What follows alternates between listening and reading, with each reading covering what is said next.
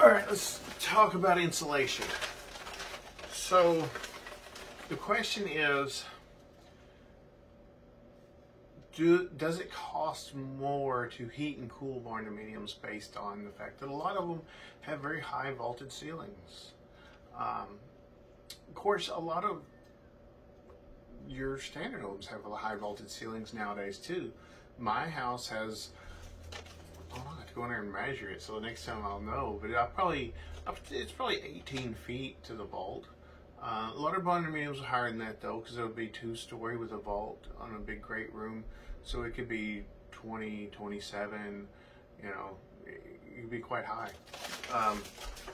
So on your standard block home, this, I'm going to stand on the other side and show it, but this foil back insulation is what you have on a block home.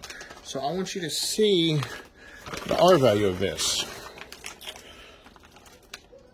So first of all, it's not a vapor retarder. Secondly, the 3/4 inch cavity, which is what most of your builders are using, it gives you an R value of 4.1.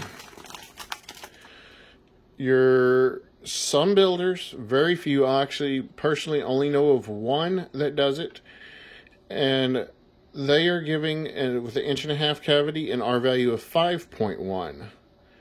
Not a whole lot of gain, but they are doing it. And you can see that's International Building and Florida Building Codes. So, other thing with this insulation is, hopefully I'm in the right spot, you can see this paper. It's just going to overlap. There's going to be a piece, that paper's going to overlap, and they're going to staple. And that's how it is attached to the wall. Just those staples. So it's going to allow air transfer. There's penetrations in the wall, and air is going to transfer through that. And that is where you're losing your heat. That's where you're losing your energy efficiency, is that air transfer. Your cold air goes out, the warm air comes in, and it's a cycle. Kind of like your cooler. You go camping. You got kids, your ice doesn't last near as long because it's always open, letting that cold air out, warm air in. You go camping by yourself, and you get up in the morning and you make breakfast, and you close the cooler and you go fishing all day, and you come back in the evening, you got a lot more ice than if kids were in camp all day. Same thing with your home. It stays cooler or warmer. Warmer's not something we discuss down here much, but occasionally, if you keep the air in and you keep the warm air out. So I took some notes here. So we got open cell and closed cell insulation. Open cell is just that. It has air pockets in it. And those air pockets, the good thing with that, if you live someplace on a busy road or something, they're going to help stop sound transfer. Closed cell is not going to do much for sound transfer. With a steel building, you have to use a vapor barrier. Closed cell foam is a vapor barrier. So on one of our buildings, the standard cost to get that vapor barrier put in is about $4,500. So you can take the cost of your insulation bid and subtract $4,500 from it, because you're saving that money when you're doing your thought process here on what it's costing. Open cell will absorb water. Closed cell can be submerged for up to 72 hours and not absorb water. So open cell, you have an R value of 3.5 to 3.6 per inch. So in your standard 2x4 cavity, you're getting an R value of R13. Closed cell is an R value of 6.5 to 7 per inch. Another thing, the closed cell won't absorb water. We went over that. Another thing is closed cell adds structural strength to your building. So I'm going to do some research on getting some engineering on that, because there's a cost difference. We can buy a building that's rated for 140, or we can buy a building that's rated for 180. In our wind zone, we buy the building that's 180 and we pay more for that. If I had the engineering on this and we're using closed cell, we could save again, because we could buy that 140 building if we knew what the closed cell foam was adding in strength to get us above the wind code. Because some places the wind code is just 143, so we're only 3 miles an hour off. Fiberglass insulation doesn't, we're not going to say it does in every case, but can lose as much as 8% of its R value before it's ever installed. And it's going to continue losing R value over time. Another thing, in your vertical wall cavities, you put cellulose or any kind of blown in insulation in those, and over time it settles. You get insects, you get rodents, whatever, because it's not sealed as good. It settles, and as it settles, it creates a void at the top where you don't even have any insulation. Not to mention that the R value is dropping over time with those products. With a spray foam insulation, especially a closed cell, it's a very dense product. It's not going to move. It's not going to settle. It's going to keep water, vapor, insects. It's going to be much better at keeping all of those things out and sealing the building. So it's just a superior product in that aspect. The other aspect is air. It's a vapor barrier, so we know we're not getting any air transfer. You take a house with that insulation I just showed you, and a blow-in insulation in the attic, and you do a blower door test on it, you're going to land somewhere between 3 and 7 cycles, which is code. Anywhere in there. 3 cycles, 7 cycles, you pass.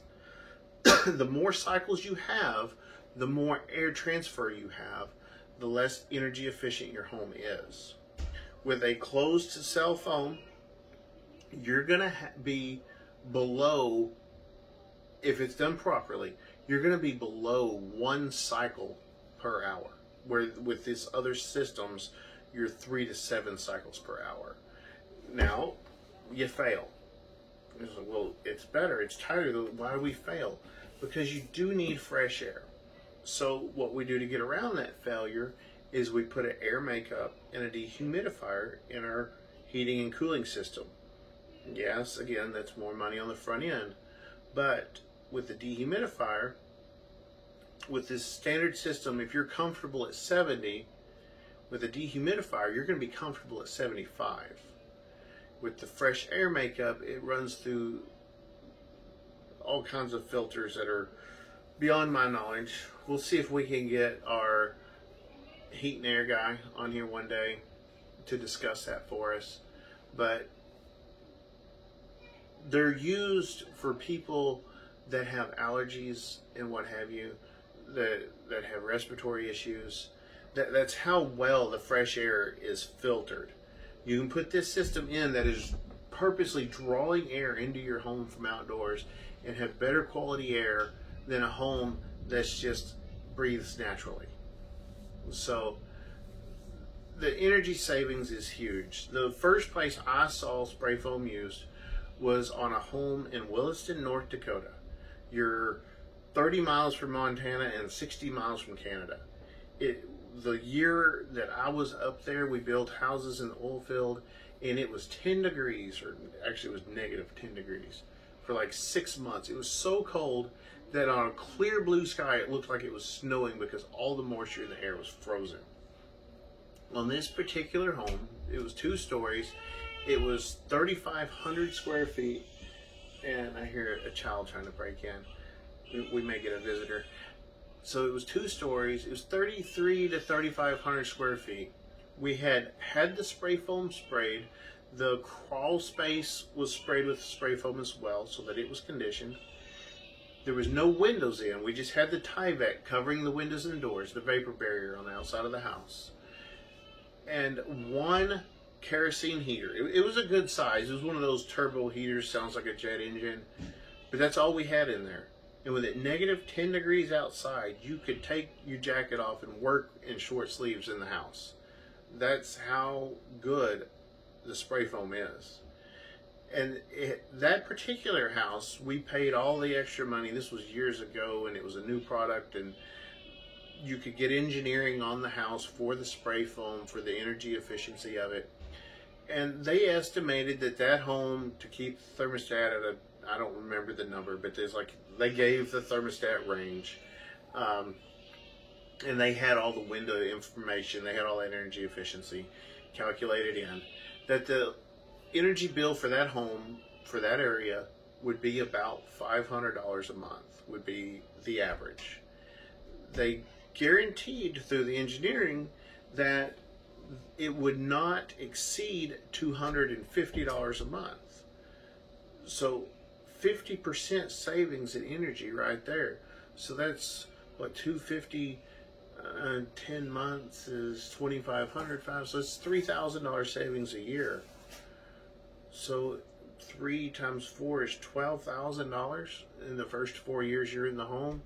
That'd pretty much pay for the insulation altogether right there. Just in energy savings. Not to mention the comfort. What is your comfort worth to be more comfortable in your home? So the answer is yes, your energy bill is going to be lower in a barndominium with spray foam insulation done properly. Can we guarantee numbers? No, but you can find people that are out there that have it. And I've not seen, other than that house in North Dakota where it's negative 10 for 6 months.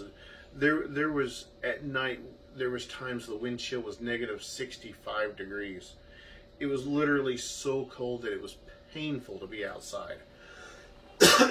So that's a different circumstance. Here in Florida, I don't know anybody with spray foam paying more than $150 a month, or around that range. I don't know anybody over $200 with spray foam insulation on any size home here. So when you're considering insulation, the upfront cost is higher, there's no doubt, but it's going to pay for itself in short order, and then you're saving money from then on. So the gain is much higher than the cost. If you got any questions, we'd love to have questions. We're going to post this. We're going to try this. We're going to try to post this onto a site on Facebook to try to get more exposure to our videos. Our videos are designed to help and educate people. And I'm actually going, I've already bought my plane tickets. I am going to Nashville on the 7th of October to go to a training specifically about spray foam.